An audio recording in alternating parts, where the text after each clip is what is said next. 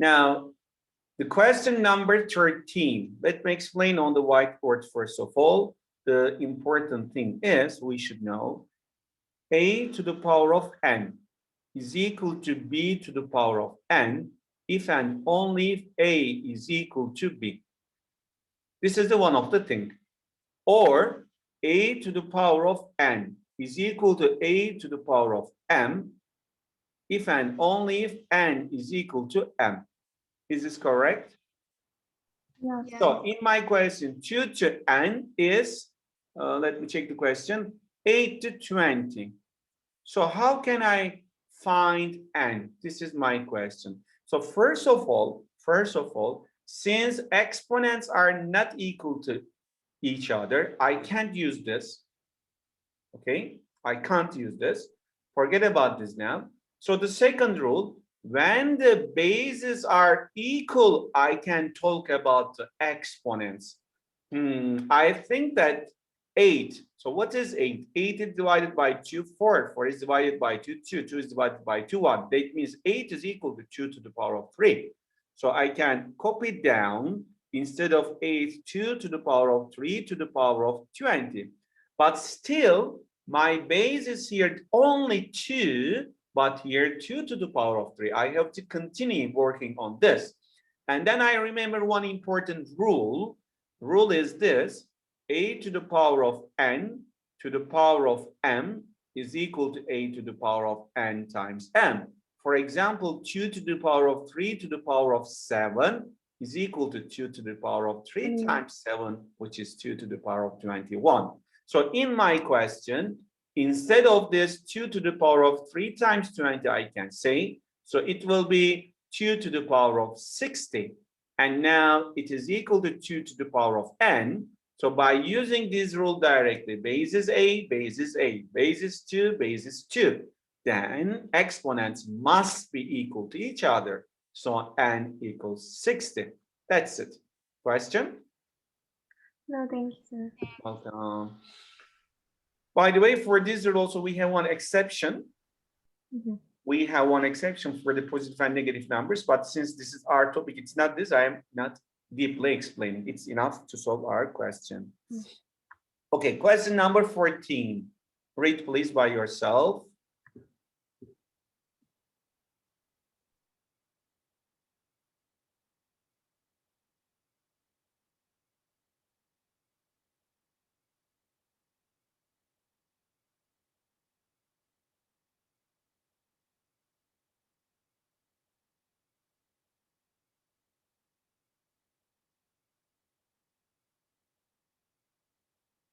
Okay. Now, 3 numbers we will have. Let's say X, Y, Z. And we will choose the 3 numbers from here. And what we want to get their multiplication, their product as large as possible. Is this correct? Yeah. Yes. So you know that normally if you multiply by 2 and 3, if you multiply by 9 and 8, for example, I am saying, okay, so this will be larger than this. So I mean, if you choose a number or big number, you will get the larger result. And we know something also, negative number times negative number is equal to positive number. Negative number times positive number is equal to negative number. So I can choose -6 and -4. if I choose the largest positive number, which is 7, 5. What is the other largest? 3. 3. So the product will be 7 and 5, tell me 35. Yeah, 35 and 3, 15, 105. Yes. And instead of 3, can I choose -6? No. Can I choose -4? No. Why? If I choose only one of the number negative, result will be negative. 2 positive times 1 negative, negative. But if I choose 7, if I choose -6, if I choose -4, what will be result? It will be 24 times 7. 168. Oh my God. Finished. Okay. Tamam. Yes. Even you can go from the alternatives. So it says the largest. So start with the largest one. 210, first largest one. Could it be 210? Product of three numbers. You know 210, 21 times 10. Yes. You don't have 21. You can get 3 and 7. 3 times 7, 21. But where is 10? You don't have. Tamam. So I am passing. Okay. Question number 15. A bag contains only green, yellow, and red marbles.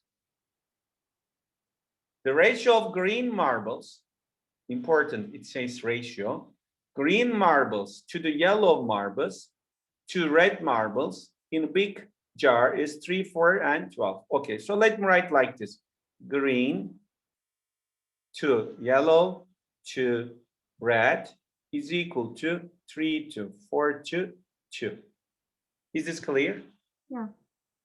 If 63 of the marbles in the bag are not red, it means that 63 are not red, means it could be green and yellow.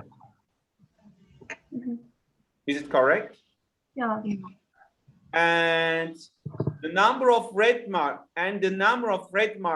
is the bag is question mark. So it is asking red one. How can we do this? Any idea? We have the ratio of the green and the yellow. It's 3 to 4. So can you annotate in my screen? How can we solve? I want to get it. I can't type on the screen. You can't. Okay, let us write together then. Or let me copy down this to the whiteboard. 1 minute. Can I write first of all, green divided by 3. And then yellow, gray divided by 4. And then red divided by 2. So this is one ratio, right? I can say this ratio is K. Is this correct? Yeah. Or green, yellow, and red one. So what is the green then? Isn't it 3K? And the yellow is 4K, and the red is 2K. Can I say this one? Yeah. And then here, be careful, dear ladies. Totally, how many? Totally, let's say. Totally, since I have green plus red plus yellow, this is 3, 4, 7 plus 2, 9K I have. This is a total amount. Okay. Now, if 63 of the marbles in the bag not red means that means this and this, which is green plus yellow is 63. Is this correct? Can I write? Yes, no? And then do I know that what is green plus yellow in terms of K? Oh, so it would be. Is this 7K? Okay. And K is, in this case, 9? So we divide. If K is 9, the question find the red. What is red? 2K. 18. 2 times 9, which gives us 18. Okay. You got it? Yeah, sir. So you see my desktop, you see the question. Question number 16. What about this? I didn't understand this question. One. This 116, like I had worked previously on it, but I didn't understand. You worked previously. First time I'm seeing, so I didn't read yet the question. Let me read. In the diagram, the circle is a center. Excellent. If this is center, forget, I'm not reading any more questions. If this is center, first of all, I can say that this is radius, okay? Yeah. Let me continue reading. And it's a square. Oh my God. It means that this is A, this is A, this is A, this is A, this is 90. This is, if this is 90, one more step. Isn't it R is equal to A times root 2? Do you know this property? It's a spatial triangle. By the way, if this is a square, isn't it this is 45 degrees? Yes, no? Yeah. So A squared plus A squared is equal to R squared. 2 times A squared is equal to R squared. Root and root. root 2 times a is equal to r. So r is equal to a times root 2, but this is spatial triangle. Let me give you spatial triangle. If this is 90 degrees, if this is 45 degrees, so a, and directly this is a times root 2. Example, if this is 1, 90 degree, 45 degree, this is root 2. If this is 10, this is 10 root 2 directly. Okay? But if it's not a big issue, you can use the Pythagorean theorem. You know the Pythagorean theorem. Yeah. Still, I haven't read the question. Let me read the question. If the area of the circle is 72 pi, I stop. Area of the circle means pi times r squared. Sure. So simplify, r squared is 72. But what is r? R is root 72. 72 means 36 times 2. So this is 6 root 2. I know that r is equal to 6 root 2. Any question? Oh, no, sir. One more thing, dear ladies. R, I already said that a times root 2. So if I copy paste here a times root 2, isn't it directly a is 6? Yeah. If a is 6, I didn't read the question yet. Let me finish. What is the area of the square? It is finished. Area of the square is a square. I know a is 6. So 6 squared is 36. We finished the question. Is this clear? Yes, sir. So here we multiplied the area by the formula, and then we got the 6, and then we applied the 6 on the area of the square. I beg your pardon. Are you asking any question or you are explaining what did I do? Like, yeah. Pardon? I wanted to confirm the steps. So steps is one more time. Since this is center, the center and the circumference I directly join, and this is called radius. And then when I read the second sentence, it says that it is a square. Square means all the sides are equal. So I said A. And then since it is a square also, this is 90 degrees. If this is 90 degrees and if this is square, this will be 45 and this will be 45. By using the Pythagorean theorem, the radius is equal to a times root 2.